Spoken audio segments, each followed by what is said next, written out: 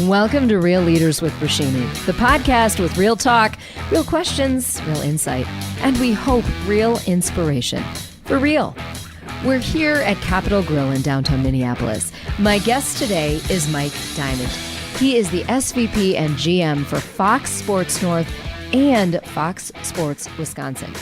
And a very fun fact about him is that he's run half marathons in all 50 states. Wow. If running those two networks weren't enough, Mike, how do you find the time to train for these half marathons?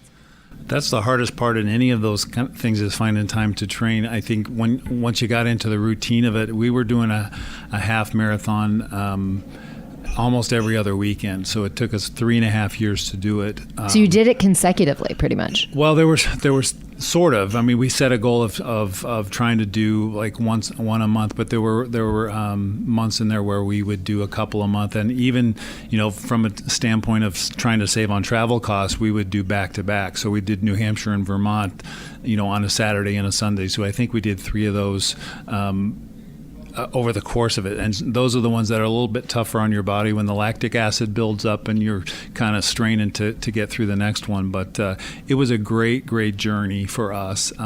It was after our kids had all grown, and they were out of the house either at college or they had moved on to young adulthood. And after 25 years of my beautiful wife raising kids, she's a stay-at-home mom and a homemaker, did a fabulous job. And so it was an ability for us to reconnect, really. It was an opportunity for us to travel together, to go all these different places and visit, really visit 50 states and spend time together and really kind of reconnect with each other. Talk about a date night.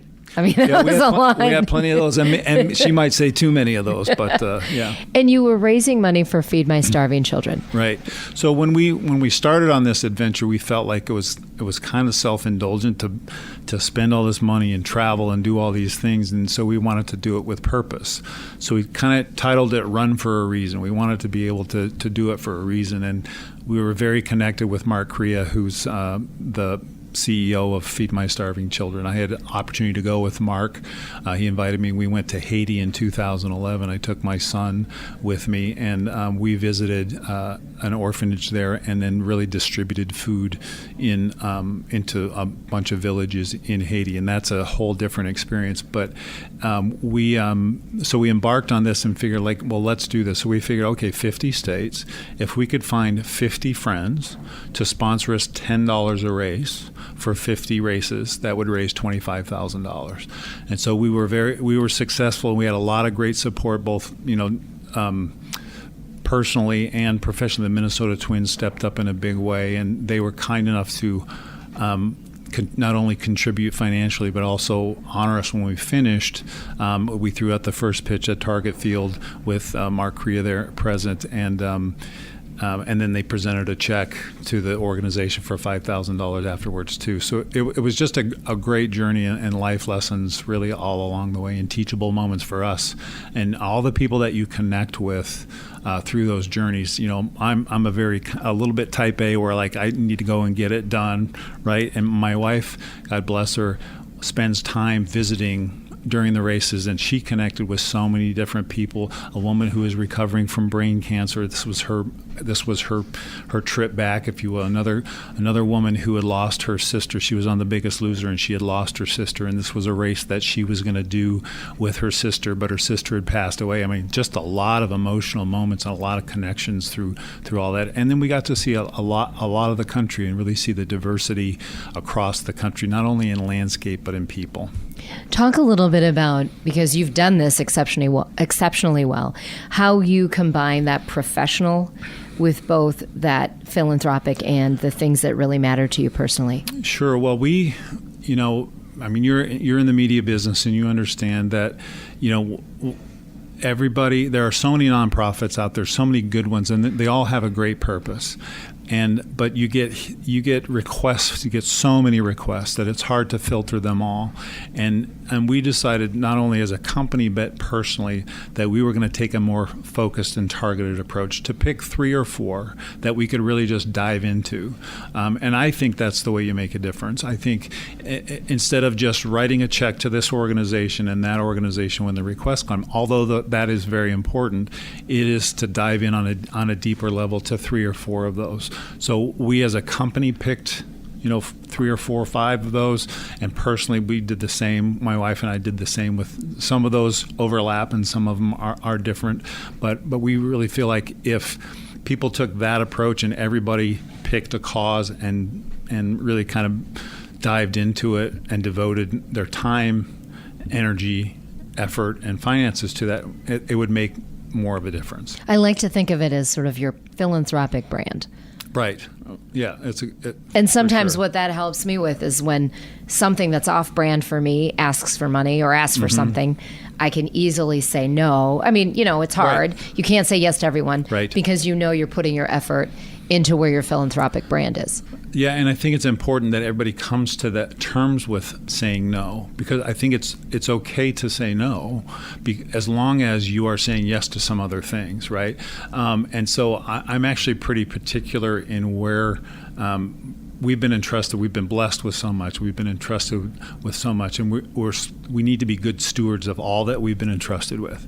And in order to be a good steward of that, it takes a little bit of research, right? So I'm a big proponent of Charity Navigator, because I won't dive in on a deep level with an organization unless I do some research with them to know that when I give time, energy, or money to that organization, it's going to be used in the right way. And so FMSC is like the highest rating, and same with a lot of most all of the organizations that we work with. It's important to understand that when you do give, it's being used the right way. Yeah, that's a really great tip. Well, you have had some big yeses in your professional career.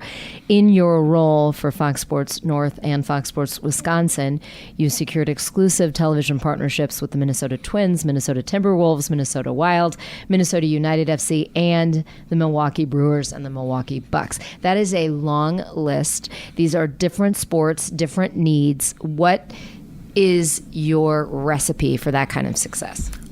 It's not necessarily my recipe. I didn't not like a David Fema, where he comes and makes special recipes that everybody enjoys. It's a pretty standard one. It's about relationships. It's not unlike any way that you do, any way you approach any business or anything is about the relationship, and it establishes a relationship of trust both ways, that you're going to entrust me with your brand or our organization, not just me, but our entire organization. It goes from myself all the way through the organizations. Look, we trust them and they trust us, and we're entrusted with their brand. We're entrusted with the brand of the Minnesota Twins, the Minnesota Timberwolves, the Wild, the Minnesota United FC, Gophers, all the ones that we work with, we're entrusted with their brand, and it takes constant effort to live up to that, but it only takes one mistake where you lose that trust. And so you have to be diligent about it all the time. And really, it's putting forward what's, from a philosophy, is what's good for the Minnesota Twins is good for Fox Sports. So when you look at your title, Senior Vice President and General Manager of Fox Sports North and Fox Sports Wisconsin, a lot of people come to those roles from sales positions. And you come to the role from behind the scenes, the real credibility of producing, really understanding how to choreograph broadcasts and other productions, which personally, as an ex-reporter, I think that's great. You get it. What has that done for you now in these managerial roles? Well, it's an interesting question. I don't get that question a lot, but it is true that most of them in the past have come from sales, and there's certainly value in all of that. I think we have a good mix across the country. We have 21 RSNs across the country, and it's a mix of a marketing person, an affiliate person, a salesperson, a production person.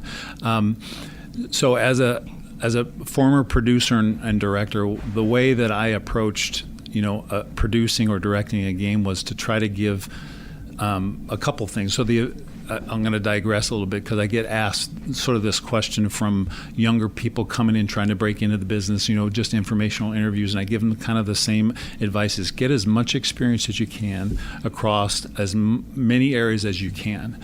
And it's going to help you in a couple ways. One of which is you're going to have a broader understanding, and you're going to know what's fair to ask of people because you've done it. So don't ask somebody to do something you're not willing to do yourself. And then if you can say, I understand, I've been there, I know it's fair to ask. And then you can also understand when they're pulling your leg a little bit, right? So when they say, I hate the word can't, like my dad taught me, like, can't never did anything. And so if someone says I can't, then you can stand up and go, well, you can, and I can show you how to do it if you'd like me to. But I know what's possible and what's fair to ask across that. So it's helped me prepare then as more of a leadership role as a general manager to understand a little bit more about all that and how. And my guess is your sportscasters, your broadcasters have a lot of respect for you because you really were in their shoes or producing people like them in your past. Well, I don't want to presume anything on them. You'd have to ask them whether they have that respect. I have a pretty good big hunch. Yeah. Look, we have a great group of people who really have done just a phenomenal job and embraced new ideas and really execute. I mean, it's one thing to come up with an idea, no matter who comes up with it, but there's another thing to have the trust in the people that they're going to be able to pull it off and execute it. We had the great thrill of chatting with one of your people, Marnie Gellner, who broadcasts for Fox Sports North, and chatted with her about some of her milestones as a female broadcaster. Mm-hmm. She doesn't really think of herself as a female broadcaster, but what is sitting in your role, what is your perspective on women sportscasters and women at your companies?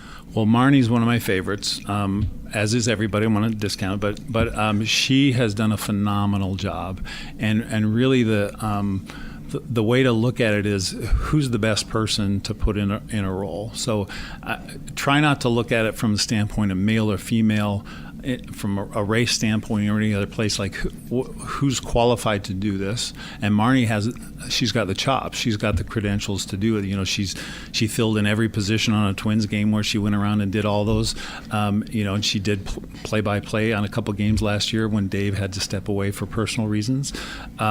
She's a jack of all trades.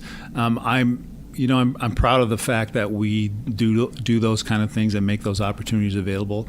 And one thing that I actually noticed that dawned on me during Hockey Day last year, we're sitting in the tent in Bemidji, and I actually turned to Marnie, I think it was, and I go, half of the talent on this Hockey Day broadcast are women, which I think is a testament to their ability, how far really the industry has come, and really what kind of a group of people we have. Well, amen to that, and I'm glad that we are also big fans of Marnie, and it's fun to hear your take. You have been part of production teams for some really big sports events, so I want to give you a bit of a fire round. Give me like a 1 to 3 word answer on what you got out of the Australian Open as a producer. Well, I'll qualify on most of those events. That's when I was based in Hong Kong. So for 2.5 years, I was the executive producer in Hong Kong for Star Sports, based in Hong Kong. We moved there when our kids were 4 and 6 years old, our 2 boys. And before we left, we actually adopted our daughter from mainland China and came home with her. So a lot of those experiences are from an international feed, but so the Australian Open was the first event that I went to when I was based there, and I was just telling somebody the other day about this. It's funny because the Australian Open, and I know it's supposed to be a one-word answer. That's okay. I'll let you go. I'll let you go. The building where it is has a very distinct smell. It doesn't stink. It does, but it's just like it's the aroma. One of those things that sticks with me for a long time. It was a great experience. Wimbledon.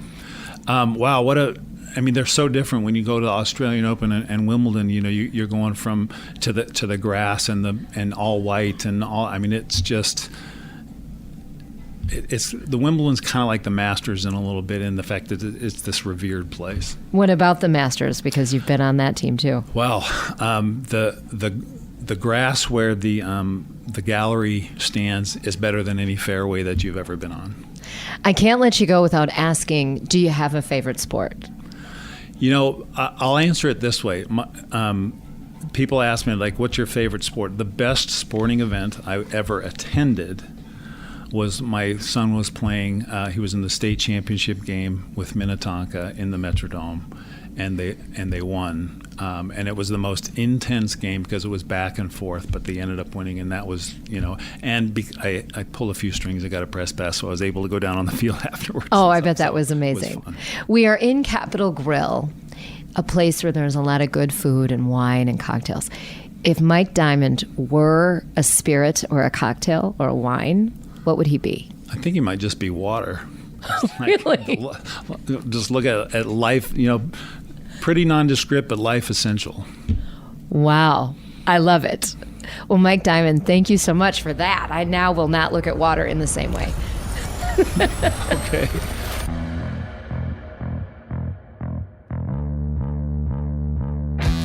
Until next time, keep it real.